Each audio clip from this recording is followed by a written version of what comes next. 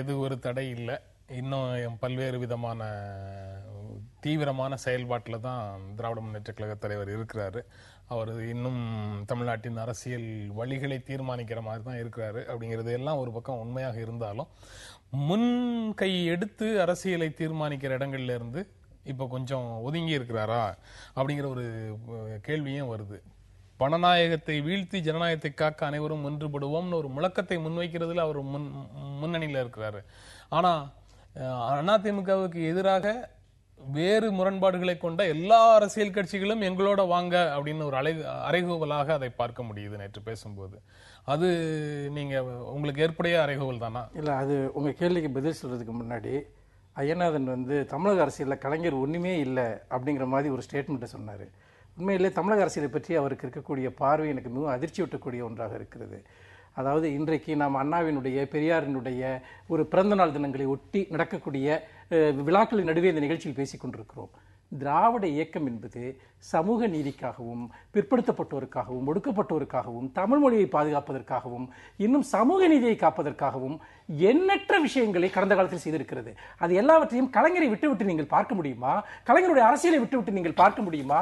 போகிற போக்கில் ஒரு புறங்கையால் தள்ளுவது போல அவர் ஒன்றுமே இல்லை என்று சொல்வது என்று சொன்னால் இவர்களுக்கு தமிழக வரலாற்றை பற்றி எந்த விதமான பார்வையும் இல்லை. வெறும் காழ்ப்புணர்வு, பச்சையான காழ்ப்புணர்வை தவிர ஒன்றுமில்லை என்பதைத்தான் ஒரு ஸ்டேட்மெண்ட் காட்டுகிறது. இரண்டாவதாக நீங்கள் கேட்ட கேள்வி, அதாவது ஒரு காலகட்டத்தில் எந்த பிரச்சனை முதன்மை பெறுகிறதோ, அதாவது இன்றைக்கு ஒரு ஜனநாயகபூர்வமாக ஒரு தேர்தலை நடத்த முடியவில்லை, ஒரு பிரதான கட்சிகள் கூட பங்கெடுக்க முடியவில்லை, அது தேர்தல் கமிஷன் உட்பட எல்லோருமே இன்றைக்கு இருக்கக்கூடிய மாற்றுக் கட்சிகளுக்கு, இதை திமுக மட்டும் சொல்லவில்லை, பிஜேபி உட்பட எல்லா கட்சிகளும் சொல்லுகின்றன.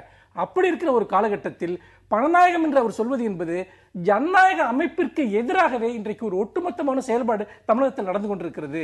முதலில் நாம் ஜனநாயகத்தை பாதுகாத்தால் தான், நாம் தேர்தலில் சுதந்திரமாக பங்கெடுக்கக்கூடிய ஒரு உரிமை இருந்தால்தான் மற்ற விஷயங்களை பற்றி பேசவே முடியும்.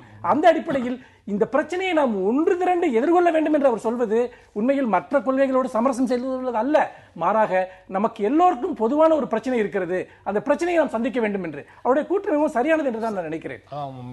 தமிழ்நாட்டில் ஜனநாயகத்தை காப்பாற்றுவதற்காக பாரதிய ஜனதா கட்சி உட்பட எல்லா கட்சிகளோடும் ஒரு அணி உருவாக்குவதற்கான அறைகூவல் அதற்கு பொருள் கொள்ள முடியுமா? ஏன்னா அவங்களும் எல்லாரும் ஆதரவு கொடுங்கன்னு கேட்கிறாங்க.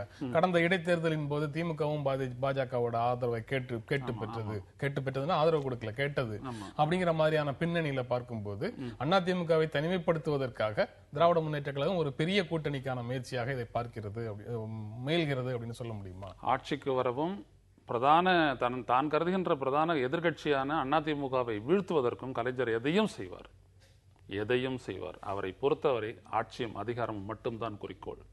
திராவிட இயக்கத்தினுடைய நோக்கங்களை முழுவதுமாக கடைபிடித்து செய்யக்கூடிய நபர் அந்த தலைவர் கலைஞர் அல்ல. அவர் மீது மரியாதை தமிழ்நாட்டில் யாருன்னு சொல்லுங்க. கலைஞர் இல்ல பேசுறதுக்கு நீங்க பேசிட்டு இருக்கும்போது நான் சொல்ல முடியாது, நிறுத்தினாதான் சொல்லுங்க. அது என்ன சுயமரியாதை சுடரொளிகள் என்று இன்றளவும் வாழ்ந்து கொண்டிருக்கின்றார்கள், கொள்கையை காத்துக் கொண்டிருக்கின்றார்கள், தங்களுடைய வாழ்க்கையில் வாழ்ந்து கொண்டிருக்கின்றார்கள், நேர்மையாளர்களாக இருக்கின்றார்கள், சொந்த பணத்தை பொதுவில் வைத்து பெயர்கள் நூற்றுக்கணக்கான நீங்க யார் அவர்கள் ஒரு பேர் கூட கிடையாது. இன்றைக்கு திராவிட முன்னேற்ற கழகம் என்கிற ஒரு இயக்கம் தான் இன்றைக்கு ஒடுக்கப்பட்டவர்களுக்கு பிற்படுத்தப்பட்டவர்களுக்கு கடந்த காலத்தில் பல சாதனைகளை செய்திருக்கிறது. திராவிட இயக்கத்தினுடைய குரல் அண்ணா இருக்கும் பொழுது போனாரு, எவ்வளவு பேர் வெளியேறாங்களே, சம்பத்தெல்லாம் வெளியேறாரு. என்ன செய்து கொண்டிருக்கிறார்? நீங்க ஜெயலலிதா கிட்ட போறீங்க, கூட்டணி சாரவில்லையா? தாராளமா சார்றாங்க. நீங்க உங்களுடைய இந்த பிரச்சனை எல்லாம் கலைஞருடைய பிரச்சனை ஏன் பார்க்கிறீர்கள்? அப்படி தேர்தல் அரசியலில் எதிரியை வீழ்த்துவதற்காக ஒன்று சேர்வார்கள். ஜெயலலிதாவும் செய்திருக்கிறார், காங்கிரசும் செய்திருக்கிறது, பிஜேபியும் செய்திருக்கிறது. திமுக செய்தால் மட்டும் அது சமரசம், மற்றவர்கள் செய்தால் அது பாத்தீங்கன்னா ராஜதந்திரம். இது என்ன உங்களுடைய முடிவு? நீங்க தன் பெரியாரையோ அண்ணாவையோ பின்பற்றல, ஜெயலலிதாவை பார்த்து அரசியலில் எத்தனையோ பேர் வெளியேறி இருக்கிறார்கள். திராவிட முன்னேற்ற கழகத்துடைய தலைவராக பேரறிஞர் அண்ணா இருந்தபோது. ஆனால் பேசுறதுக்கு என்ன சொல்ல வரதுக்கு முன்னாடியே பாயிருங்களே, இருங்க, நீங்க அமைதிங்க. எடுத்த உடனே சொல்றேன், வைகோவை நீ வெளியேற்றும் பொழுது என்ன சொன்னீர்கள்? என்னை கொல்ல புலிகளோடு சேர்ந்து சதி செய்கிறார் என்று சொன்னீர்கள். இப்படித்தான் நீங்க வெளியேற்றி இருக்கீங்க. உங்களை விட்டு வெளியேறின எல் கணேசன் ஏன் வெளியேறினாரு? இன்னைக்கு மீண்டும் வந்திருக்கலாம், அது வேற விஷயம். எவ்வளவு பேர் உங்களை விட்டு வெளியேறினாங்க? ஏன் வெளியேறினாங்க? நான் கேட்கிறேன், நீங்க ஒரு திராவிட இயக்கத்தினுடைய ஒரு வழித்தோன்றலாக இருந்து நீங்கள் அரசியல் செய்திருக்கீங்களா? உங்களுடைய தோல்ல மஞ்சள் தொண்டு வந்திருக்குமா? நீங்க குடும்ப அரசியல் பண்ணிருப்பீங்களா? மண்ணாயகத்தை பேசுறீங்களா? நீங்க பணத்தை வச்சு பண்ணது நீங்க அரசியலா? பணத்தை சாராமல் நீங்கள் அரசியல் செய்திருந்தீர்களா? உங்களுடைய கட்சி மீது 2G போன்ற ஒரு பெரும் ஊழல் குற்றச்சாட்டு வந்திருக்குமா? உங்களுடைய கட்சிக்கு ஒரு நடிகர் வருகின்றான், பிளாங்க் செக் கொடுக்கறான், சீட்டை வாங்கிட்டு போட்டு சுத்தில இருக்கிற 4 தொகுதியை நான் பாத்துக்கிறேன்றா, இது ஜனநாயகமா? நான் சொல்றேன், ராமநாதபுரம் தொகுதியில் நிற்கக்கூடிய பாருங்க, ராமநாதபுரம் நீங்க பேரை கேட்டீங்க, இருக்கட்டும், நான் கேட்கறது என்னன்னா, எல்லாவற்றுக்கும் ஒரு தகுதி வேண்டும். இந்த இனம் அழியப்படும் பொழுது வாயை பொத்திக் கொண்டு தனது பிள்ளைகளுக்காக பதவியை கேட்ட ஒருவர் இந்த நாட்டினுடைய தமிழனுடைய அரசியலின் அதிக வரலாற்றில் இருந்து ஒரு திருப்பப்பட்ட பக்கம். இதற்கு மேல் அவர் ஒரு செல்வாக்காக தமிழினத்தினோடு தமிழின் அரசியலோடு இருக்க முடியாது என்பது எனக்கு துணிப்பு. ஒரு நிமிஷம் ஒண்ணு மட்டும் சொல்லிடுறேன். அதாவது நேற்று வரைக்கும், அதாவது ஒரு இளையராஜா வந்து அங்க போய் ஒரு லண்டன்ல ஒரு மியூசிக் ப்ரோக்ராம் நடத்தினா கூட ஈழத்தமிழர்களுக்கு வந்து எதிரான ஒரு விஷயம் சொல்லிட்டு இன்னைக்கு லைகா மொபைல் விவகாரத்தில் சீமான் என்ன முடிவு எடுத்தாரு? பணத்திற்காக வேலை செய்வது யார்? அதிகார தொடர்புகளுக்காக வேலை செய்வது யார்? இவர்களுடைய கட்சி, இவர்களுடைய இயக்கம். இவர்கள் வந்து இன்னைக்கு கலைஞரை பத்தி கேள்வி கேட்கிறாங்க. இன்னைக்கு நேற்று வரை இவர்களோடு இந்த இளைஞர்கள் இன்றைக்கு சீமானை தூக்கி எறிந்து விட்டு வெளியே போய்விட்டார்கள். ஒரு சின்ன இயக்கம், ஒரு குட்டி இயக்கத்திற்குள் இவர்கள் இவ்வளவு பெரிய பிரச்சனைகளை பண்ணுகிறார்கள்.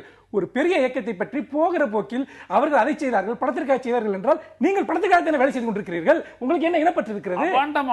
அதாவது நீங்கள் பேசினால் உண்மை நாங்கள் தளத்தில் நீதிமன்றத்தில் ஆராய்ச்சிக்காக யாருக்காக குற்றச்சாட்டுகள் இந்த மக்கள் வாதிக்கிறார்கள்.